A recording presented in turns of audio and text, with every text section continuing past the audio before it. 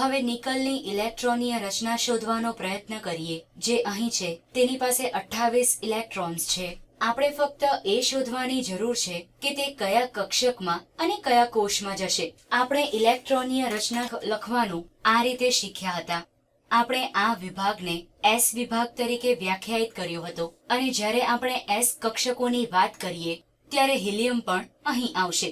આપણે આ જગ્યાએ હિલિયમને લઈ શકીએ. તેવી જ રીતે અહીં આ D વિભાગ છે અને આ P વિભાગ છે. આપણે સૌથી ઓછી ઉર્જા ધરાવતા ઇલેક્ટ્રોન સાથે શરૂઆત કરી શકીએ. આપણે આગળ અથવા પાછળ જઈ શકીએ. જો આપણે આગળ જઈએ તો પ્રથમ 2 ઇલેક્ટ્રોન 1s2 માં ભરાશે. આપણે અહીં તેને લખીશું નિકલ ધાતુ માટે 1s2. ત્યાર પછીના 2 ઇલેક્ટ્રોન 2s2 માં જશે માટે અહીં 2s2. યાદ રાખો કે આપણે સુપરસ્ક્રિપ્ટમાં આ જે 2 લખી રહ્યા છીએ તે એવું દર્શાવે છે કે 2 ઇલેક્ટ્રોન તે કોષમાં અથવા તે કક્ષકમાં જાય છે. ત્યારબાદ ઇલેક્ટ્રોન અહીં 2p6 માં જશે. અહીં 2p માં 6 ઇલેક્ટ્રોન આવશે માટે 2p6. આપણે અહીંયા બીજા આવર્તને પણ તે જ રંગમાં લખીશું. આમ અત્યાર સુધી આપણે 10 ઇલેક્ટ્રોનની રચના લખી. આપણે 10 ઇલેક્ટ્રોન્સ ભર્યા. તમે તે રીતે વિચારી શકો. હવે આપણે ત્રીજા કોષમાં જઈએ માટે અહીં 3s2 આવે. 3s2. ત્યારબાદ p કોષમાં ફરીથી 6 ઇલેક્ટ્રોન્સ માટે 3p6. અહીં 3p6. યાદ રાખો કે આપણે નિકલ માટે ઇલેક્ટ્રોનીય રચના લખી રહ્યા છીએ. હવે આપણે ચોથા કોષમાં જઈશું જેમાં 2 ઇલેક્ટ્રોન આવશે માટે 4s2 અને ત્યાર પછી આપણે D વિભાગમાં જઈએ છીએ. હવે D વિભાગમાં 1 2 3 4 5 6 7 અને 8 ઇલેક્ટ્રોન આવશે. તેથી તે D8 થાય, પરંતુ તે 4D8 થશે નહીં. તેના માટે આપણે પાછા જઈશું અને ત્રીજા કોષને ભરીશું માટે અહીં 3D8 આવે. આપણે અહીં 3D8 લખીશું. આમ આપણે ઇલેક્ટ્રોનને સૌથી ઓછી ઉર્જાથી લઈને સૌથી વધુ ઉર્જા સુધી આ ક્રમમાં ગોઠવીએ છીએ. સૌથી ઓછી ઉર્જા ધરાવતી અવસ્થા આ છે અને સૌથી વધુ ઉર્જા ધરાવતી અવસ્થા આ છે. પરંતુ યાદ રાખો કે સૌથી વધુ ઉર્જા ધરાવતા ઇલેક્ટ્રોન જે 8 ઇલેક્ટ્રોન આ છે તે ત્રીજા કોષમાં છે. માટે જ્યારે તમે D વિભાગ સાથે કામ કરી રહ્યા હોવ ત્યારે તમે જે આવર્તમાં છો તેના કરતા એક ઓછો કોષ લો. આપણે અહીં આવર્ત કોષ્ટકના ચોથા આવર્તમાં છીએ, તેથી આપણે તેમાંથી એક બાદ કર્યું અને ત્રીજા કોષમાં ગયા. અહીં આ 4 ઓછા 1 છે. આમ નિકલ માટે ઇલેક્ટ્રોનીય રચના આ રીતે આવશે. હવે જો આપણે વેલેન્સ ઇલેક્ટ્રોન્સની વાત કરીએ, એવા ઇલેક્ટ્રોન્સ જે સૌથી બાહ્યતમ કોષમાં આવેલા હોય છે, તો તે આ થશે. માટે અહીં આ ઇલેક્ટ્રોન્સ પ્રતિક્રિયા આપશે અને આ ઇલેક્ટ્રોન સૌથી વધારે ઉર્જા ધરાવે છે. આ પ્રતિક્રિયા આપશે કારણ કે તેઓ ન્યુક્લિયસથી સૌથી વધારે દૂર આવેલા હોય છે, અથવા એવું પણ વિચારી શકાય કે ન્યુક્લિયસથી દૂર જવાની તેમની સંભાવના વધારે છે. હવે નિકલની ઇલેક્ટ્રોનીય રચનાને બીજી રીતે પણ દર્શાવી શકાય, પરંતુ આપણે જે રીતે અત્યારે કર્યું તે રીતે હું ઇલેક્ટ્રોનીય રચનાને લખવાનું પસંદ કરું છું, કારણ કે તમે આવર્ત કોષ્ટકને જુઓ છો અને તમે તેની સાથે વધારે પરિચય મેળવો છો અને પછી તમે તેના પરથી જુદા જુદા તત્વો કઈ રીતની પ્રતિક્રિયા આપશે તે પણ સમજી શકો. પરંતુ હવે આપણે બીજી રીત વિશે વિચારીએ. નિકલ પાસે 28 ઇલેક્ટ્રોન છે અને તે તટસ્થ છે કારણ કે તેમાં રહેલા ઇલેક્ટ્રોન અને પ્રોટોનની સંખ્યા સમાન છે. તેનો પરમાણુ ક્રમાંક 28 છે. અહીં આ 28 જણાવે છે કે તેની પાસે કેટલા પ્રોટોન છે. અહીં આ પ્રોટોનની સંખ્યા દર્શાવે છે અને આપણે અહીં ધારી રહ્યા છીએ કે તે તટસ્થ છે, તેથી તેના ઇલેક્ટ્રોનની સંખ્યા પણ આટલી જ હશે. અને એવું હંમેશા હશે નહીં, પરંતુ જ્યારે આપણે ઇલેક્ટ્રોનીય રચના લખીએ ત્યારે આપણે એ રીતે લઈએ છીએ. માટે આપણે અહીં લખીએ નિકલ, જેનો પરમાણુ ક્રમાંક 28 છે. તેની ઇલેક્ટ્રોનીય રચના આ રીતે પણ લખી શકાય. આપણે ઉર્જાના કોષ લખી શકીએ માટે 1 2 3 4 અને અહીં ઉપર આપણે વિભાગ લખીશું S P D. અહીં આપણે F વિભાગનો સમાવેશ કરતા નથી, પરંતુ તમે F G H લખી શકો.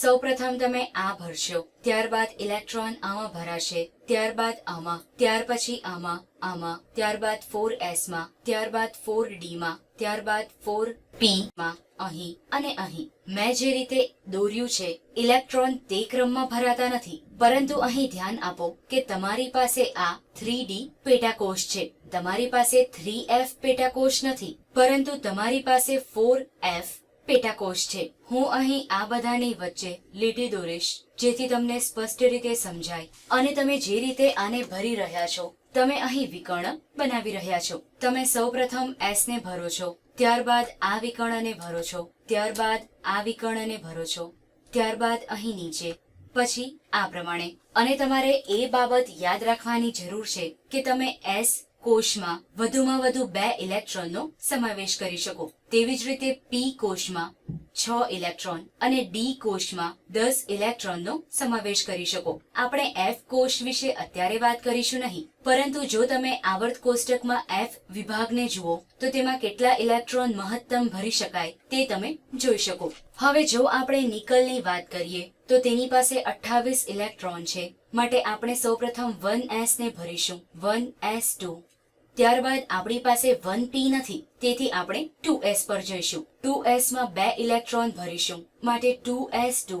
ત્યારબાદ આપણે આ ત્રીજા વિકર્ણ પર આવીએ અને જો આ તરફ જઈએ તો સૌથી પહેલા 2p આવશે, જેમાં 6 ઇલેક્ટ્રોન સમાઈ શકે, તેથી 2p6.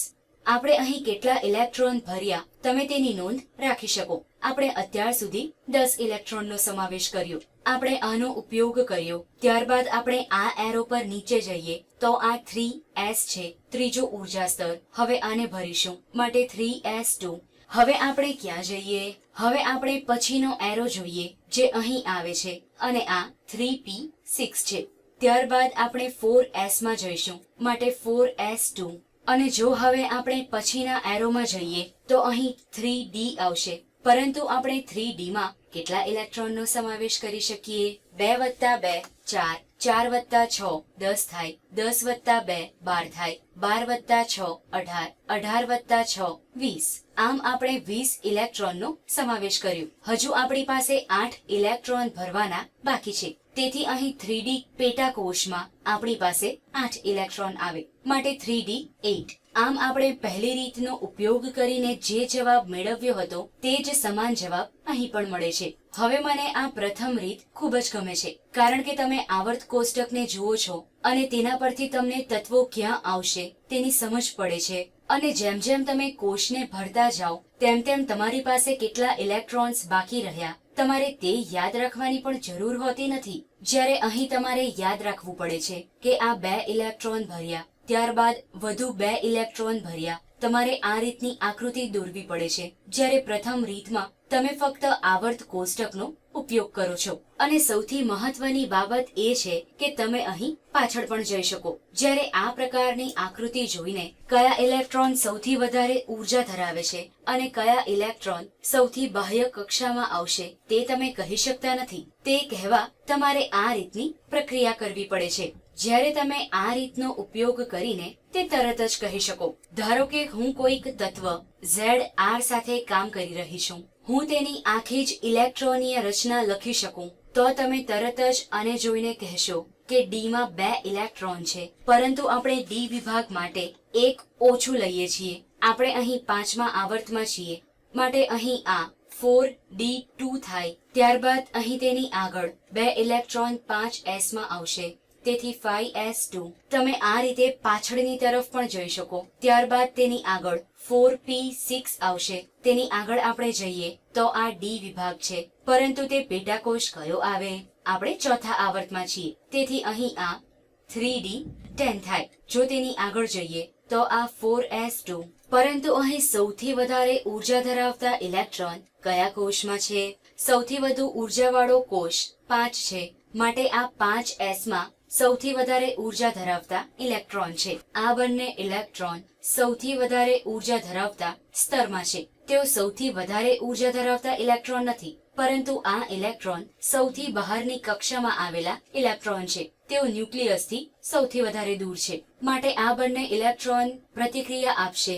જ્યારે આપણે ઇલેક્ટ્રોનને આ પ્રમાણે કોષમાં ભરીએ ત્યારે તેઓ તે જ જગ્યાએ સ્થાયી રહેતા નથી. તેઓ આજુબાજુ ગતિ કરતા હોય છે, પોતાની જગ્યા પર કૂદતા હોય છે અને કક્ષકોની સાથે મિશ્ર થતા હોય છે. પરંતુ પરમાણુઓની સાથે શું થઈ રહ્યું છે તે આ રીત પરથી ખૂબ જ સારી રીતે સમજી શકાય. આશા છે કે ઇલેક્ટ્રોનીય રચના કઈ રીતે લખી શકાય તેનો તમને ખ્યાલ આવી ગયો હશે. કારણ કે પછીથી જ્યારે આપણે શીખીશું કે તેઓ કઈ રીતે પ્રતિક્રિયા આપે છે ત્યારે આ ખૂબ જ જરૂરી છે. કયા ઇલેક્ટ્રોન વેલેન્સ ઇલેક્ટ્રોન્સ છે અથવા કયા ઇલેક્ટ્રોન્સ બાહ્યતમ કક્ષામાં આવેલા છે તે ઓળખવું ખૂબ જ જરૂરી છે.